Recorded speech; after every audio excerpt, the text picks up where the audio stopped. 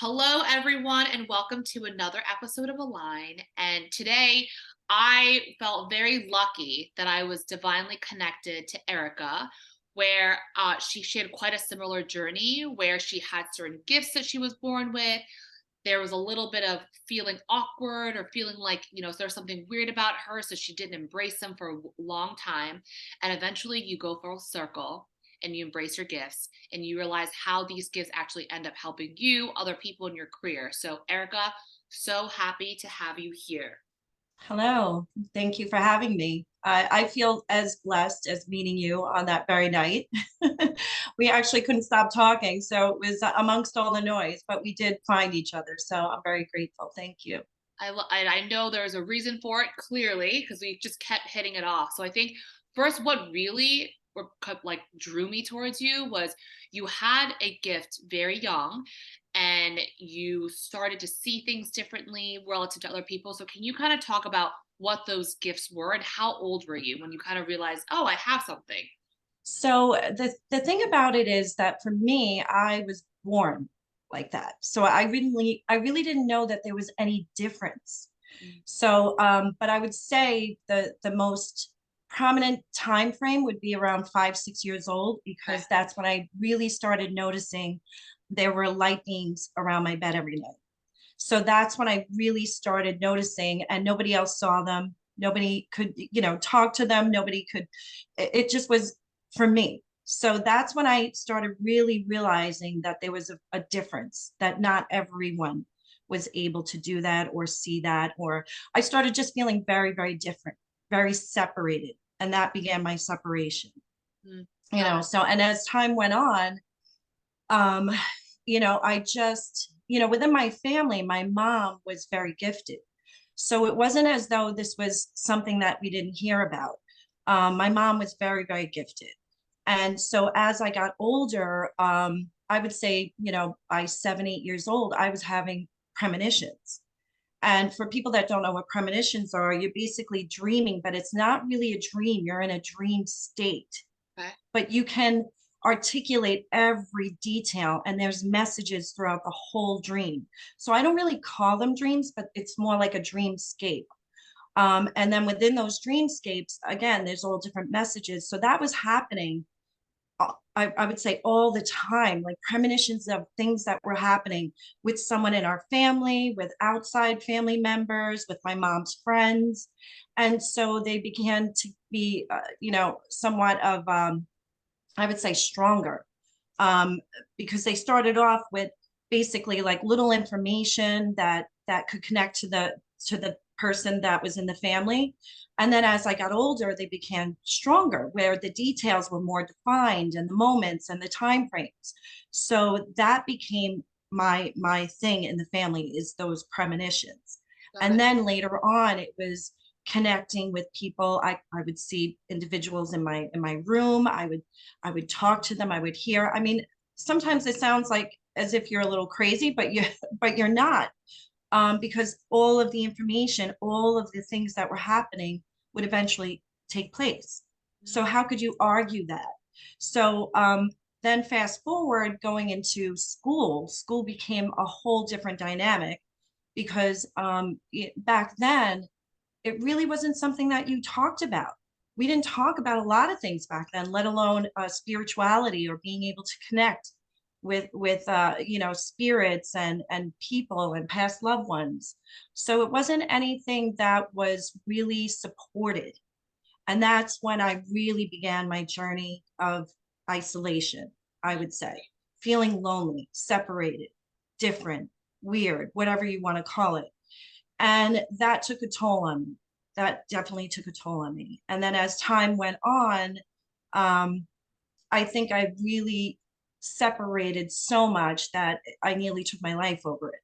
So, and from that point on, I just turned away from it, because I felt like it was, in my mind, life or death, and as dramatic as that sounds, it really felt like that to me.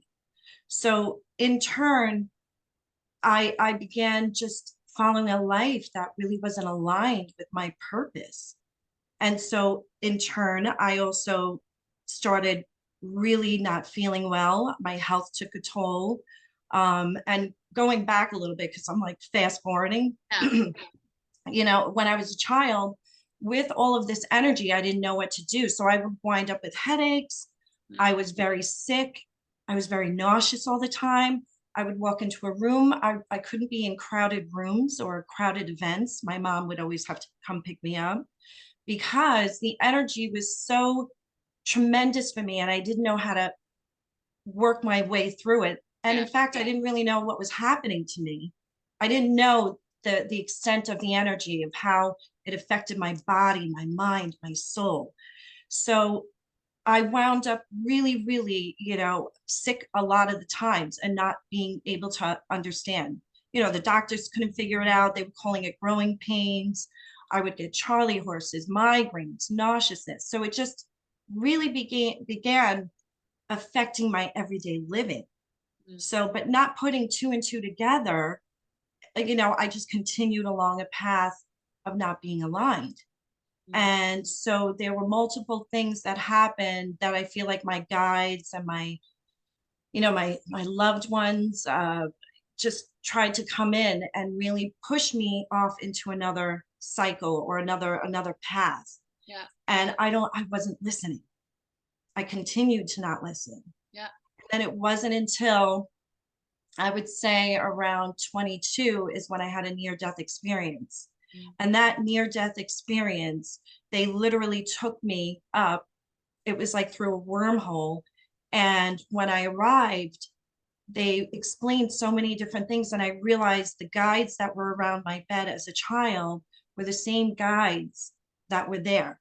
Just got chills. Wow. Yeah. So, and even in that moment, even coming back from that, it was just such a life-changing event that I changed everything in my life. I mean, at that point, I was working at night in the clubs. I wasn't working towards my career because I was already a mom by then. And so I was so not aligned, not in touch with self.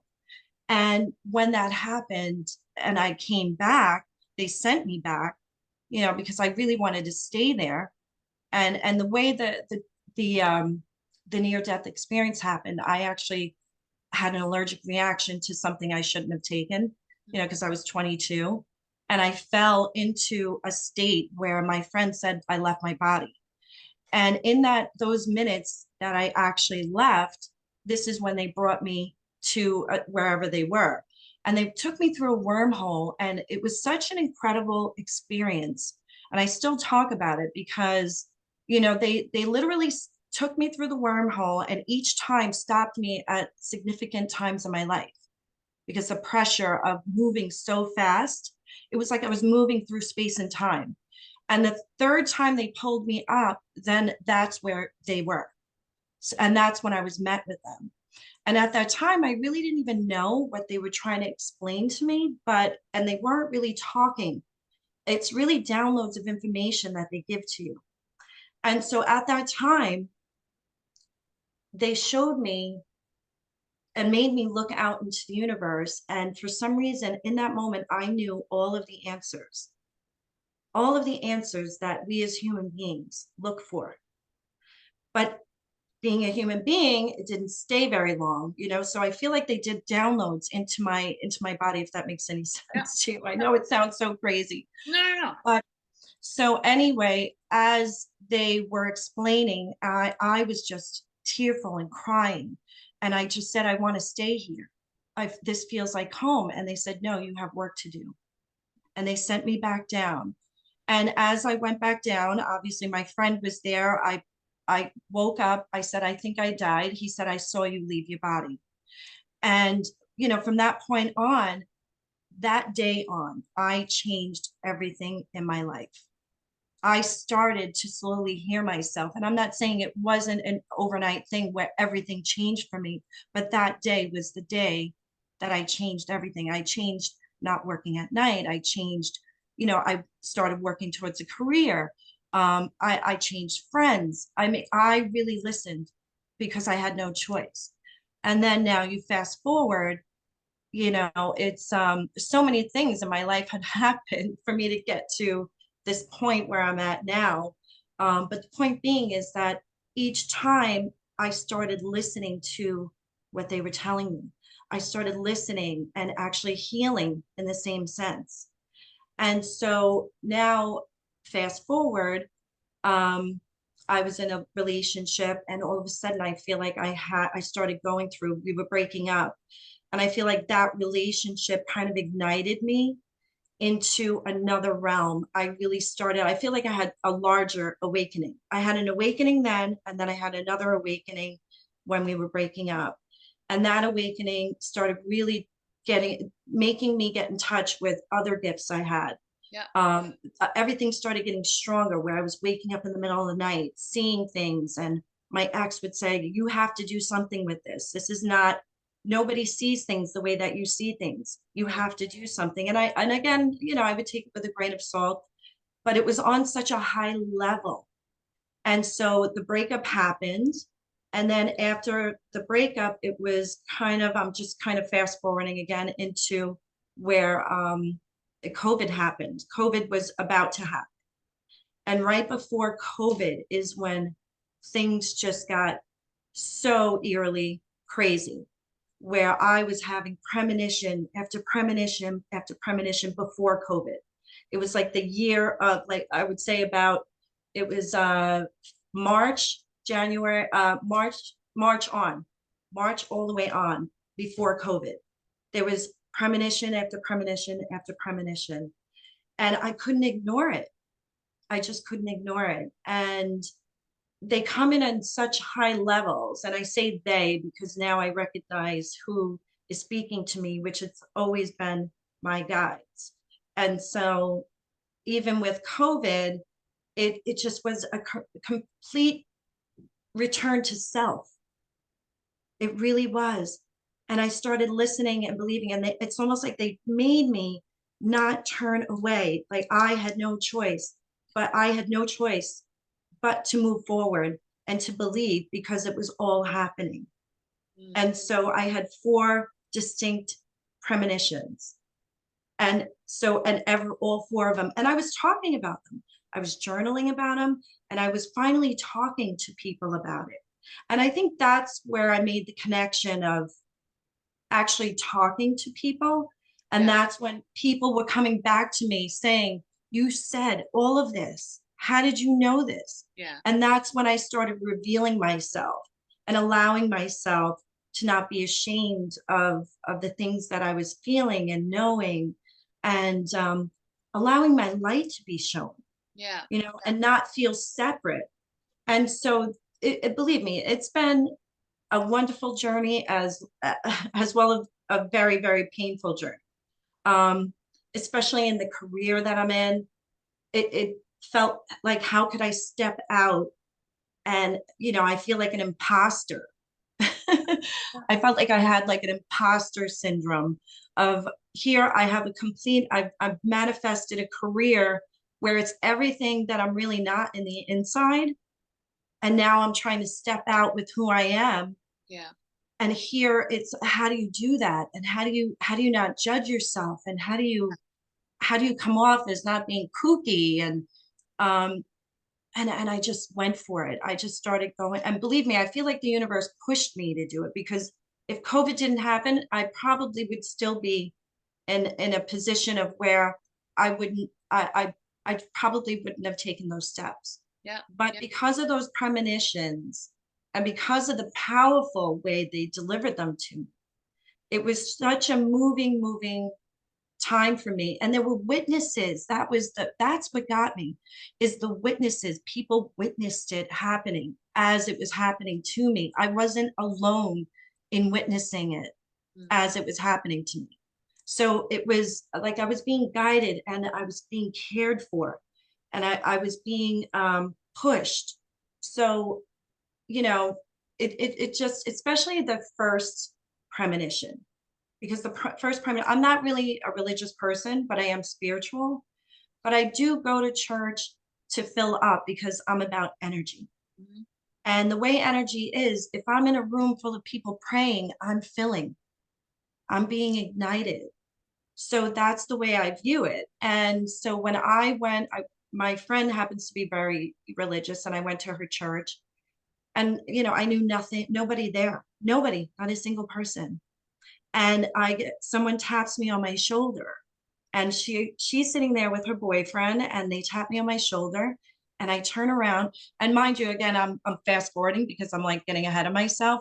2 weeks before, I had told her about a premonition about my guides pulling me up, and they had me kind of like hydroplaning across the world, and they were holding me up on each end.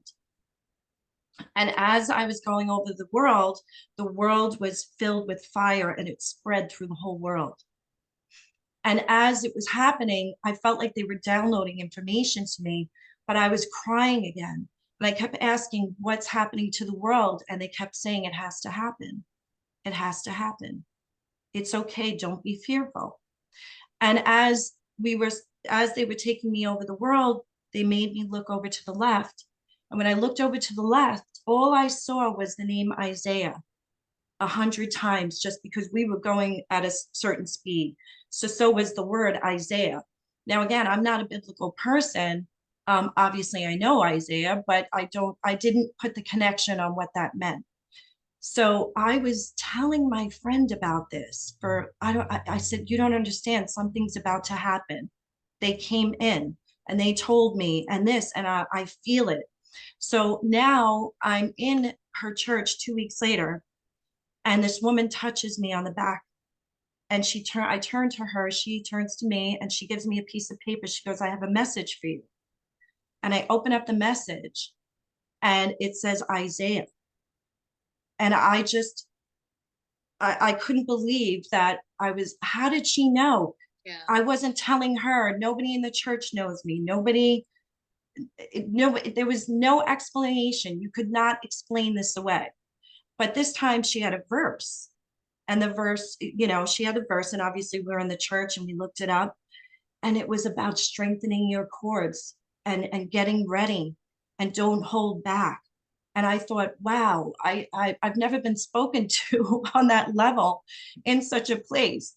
And so, going past that, having such an impact on that, and then having three other defined premonitions about what was to come, I couldn't turn away. I couldn't pretend that this wasn't happening anymore. Yeah. So, when you go in and you really sit with self, and you really hear the messages, which we all are capable of having, it's really important to follow those messages, Yeah. and to step forward, and to be aligned with yourself. Yeah. I think And that, I I'm was, sorry. it's okay. The biggest thing that you've mentioned was when you are in that box that's not aligned. You mentioned the career and you're trying to step out. We're so trained to think of what other people would say, the outside noise. That's the way we've been trained, right? That Yes. I think your story is so powerful because your guides, spiritual, whoever your angels that surround you, they're always reminding you all the permission you need is on the inside. Like that download is all the permission you need. And I would love to hear, because I know you mentioned like there's a lot of truths that were downloaded into you.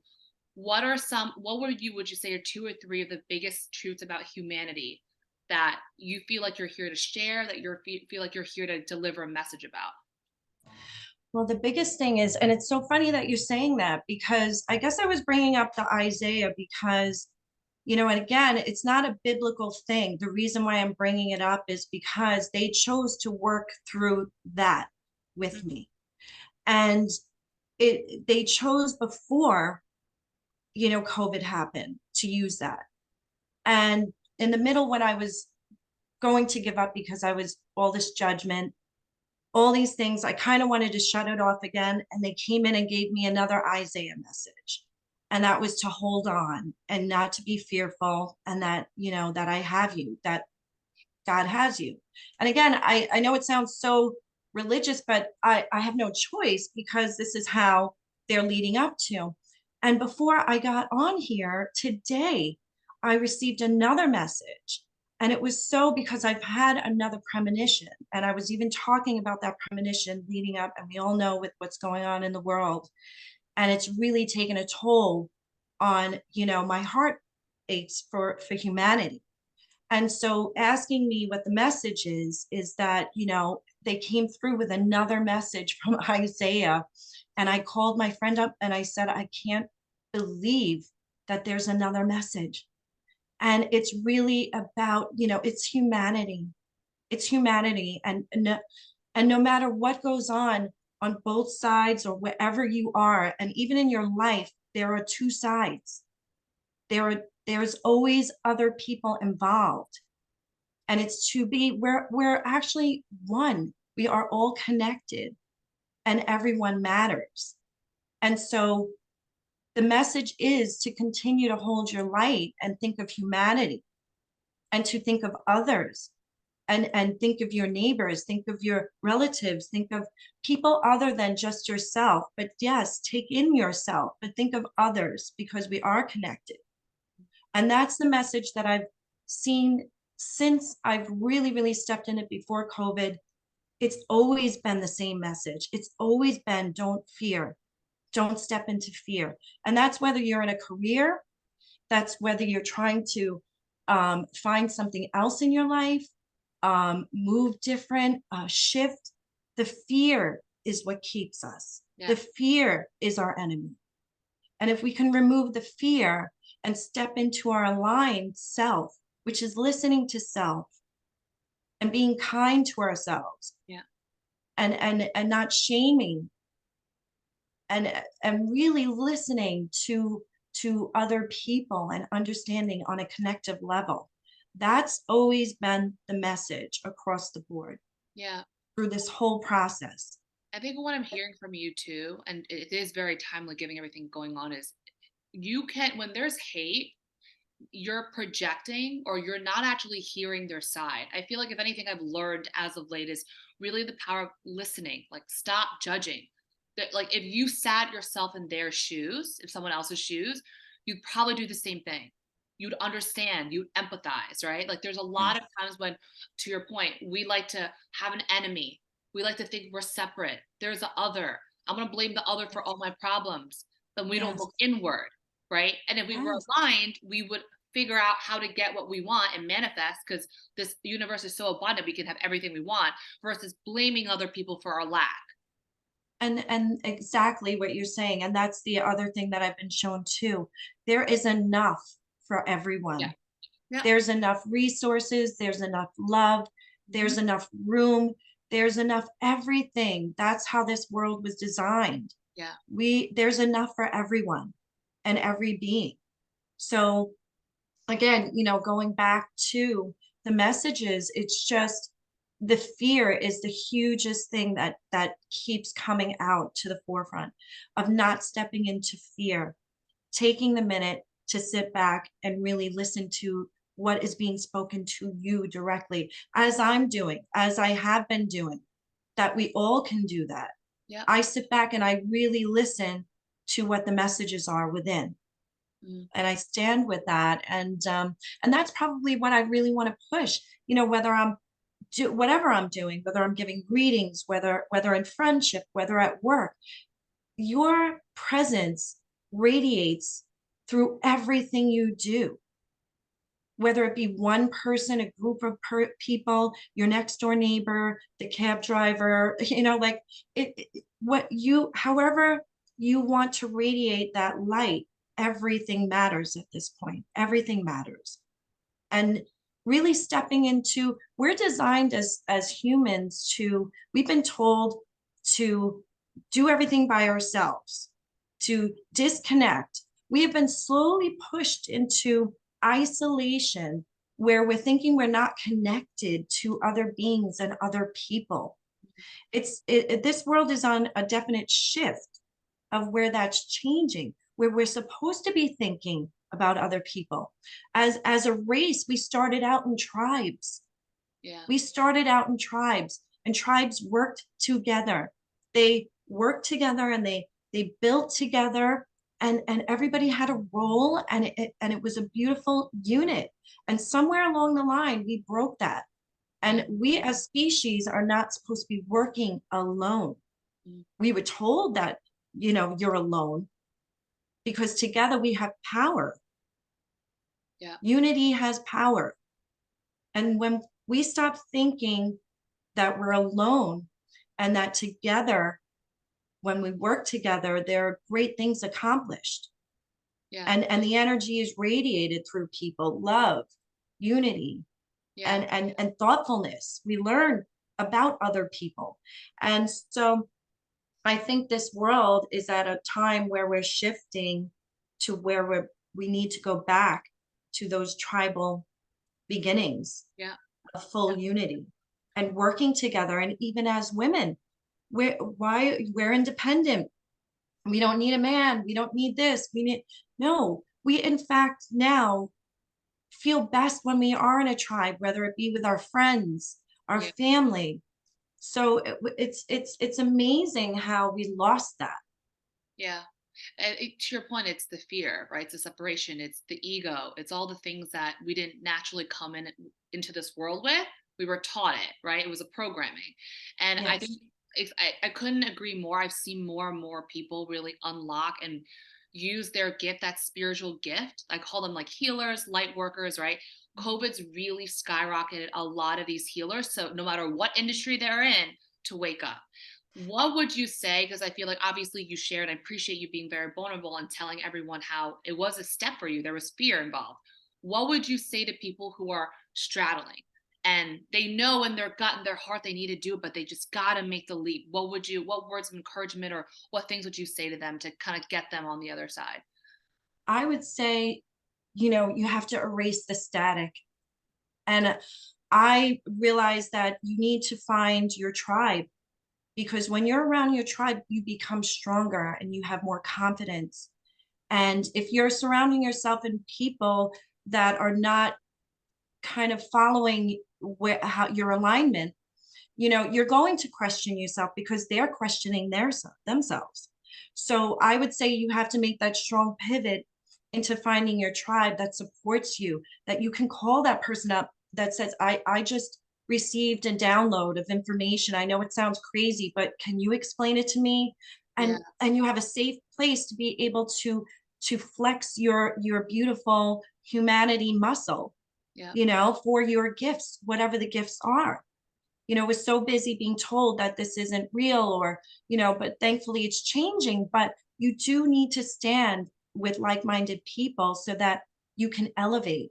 So, Yeah. and that fear will slowly dissipate because you're standing with people that support you and Yeah. that understand you. So that's a huge thing I learned that I needed to do. I couldn't do it on my own anymore.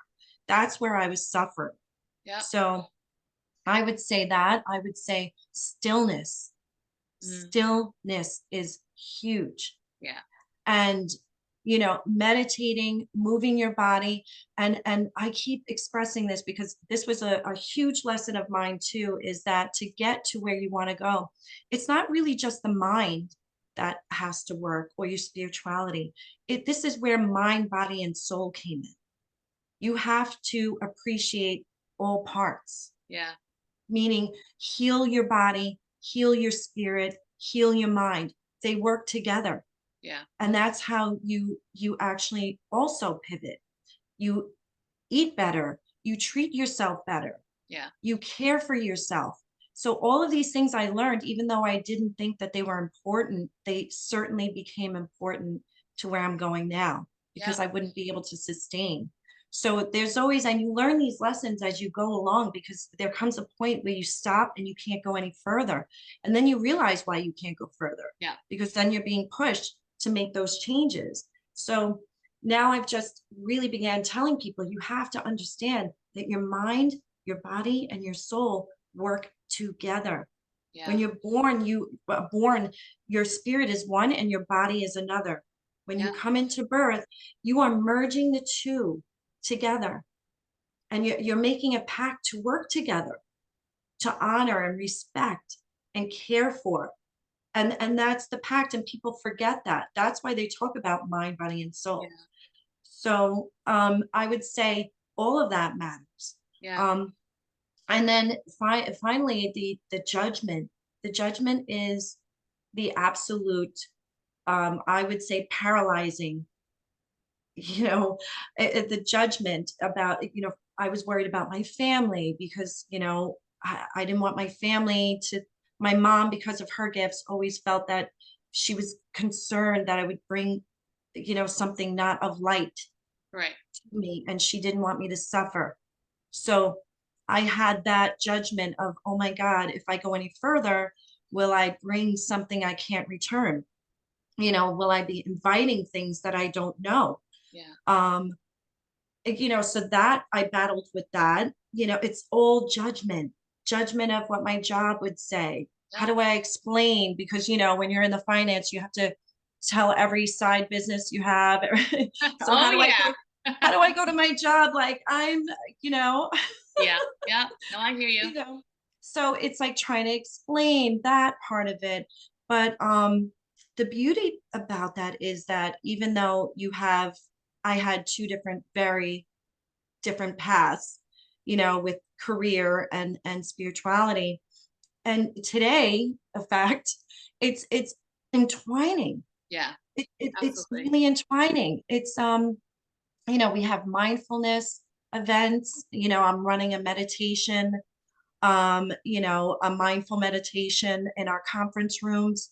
So people can really come together even for 15, 20 minutes during the day. And I'm sitting there like, wow, I had all this judgment, Mhm. and now people are wanting it. Yeah. People want it. They want direction. They want space to know that they can too show themselves, Yeah. that Yeah. they too were wearing some sort of a mask. Yeah. And you're paving the way for other people to be okay to do those things in front of peers, in front of their bosses, and to really express themselves the way Yeah. they want to. So either way, you're paving a way. You're really allowing, you're breaking those boundaries. Yeah. And it's so important to do. And as it's happening, you realize the judgment you created does not exist. Yeah.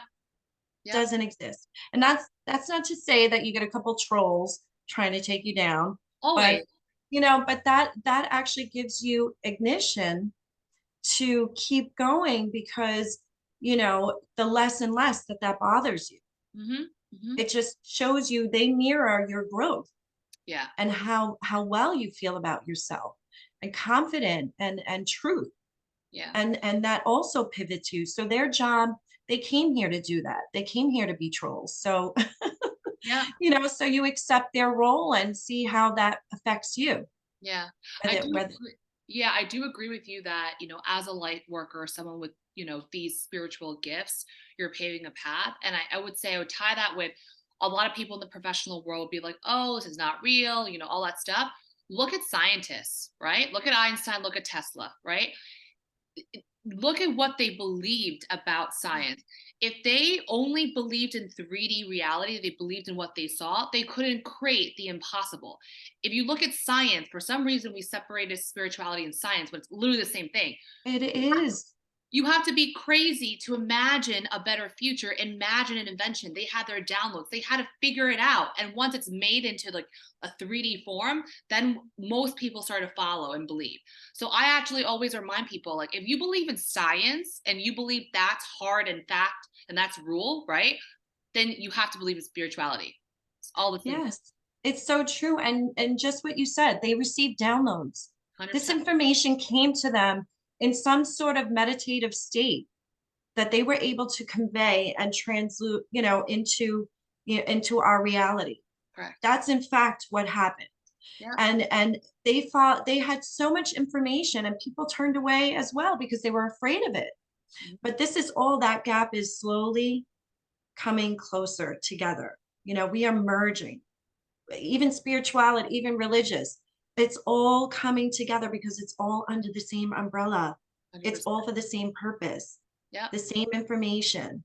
So it's wonderful to be here and watching it happen. It's such a beautiful time and chaotic time in life, because we're witnessing really the turn of the world. Yep.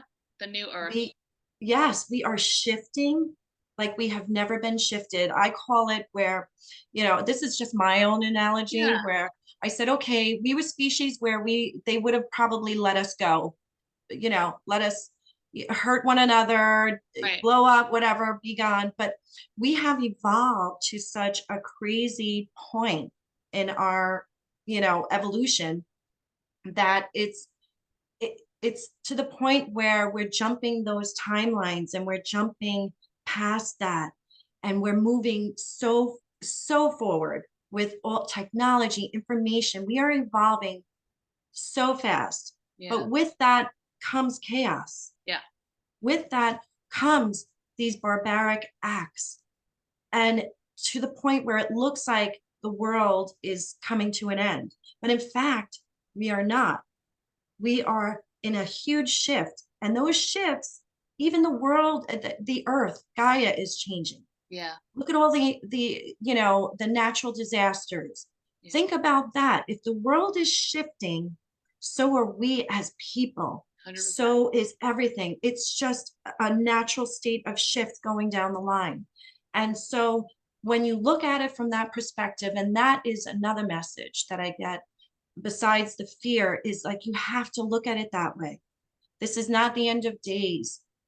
Yes, there are a lot of ugly things that are happening and will continue to happen, but we are at a wonderful shift Mhm. for our species. And we have to hang in there. We have to hope and pray and take steps back and not fall into the fear so that we can allow what is happening to benefit us, Yeah. not hurt us, Yeah. and Erica, hold that light. 100%. Erica, I love this. Thank you so much for sharing your downloads. I always end the episode with I think every single person has a gift, and you totally understand that. If you had to think about what your gift was and your purpose here on earth, what would it be? Like I said before, I don't know if it's grand grand or not, but what I've shown is the gift is to be the light Mm. in any form, any possible way. So whether I have mediumship gifts, or I'm teaching, or if I'm a friend or a mother or just a helper, each role matters. So my purpose is to hold the light and to pay it forward by giving information to people. And I'm going to continue to do that. And I hope people join me in that, no matter how insignificant they think they are. We all matter. So that's my purpose. I love it.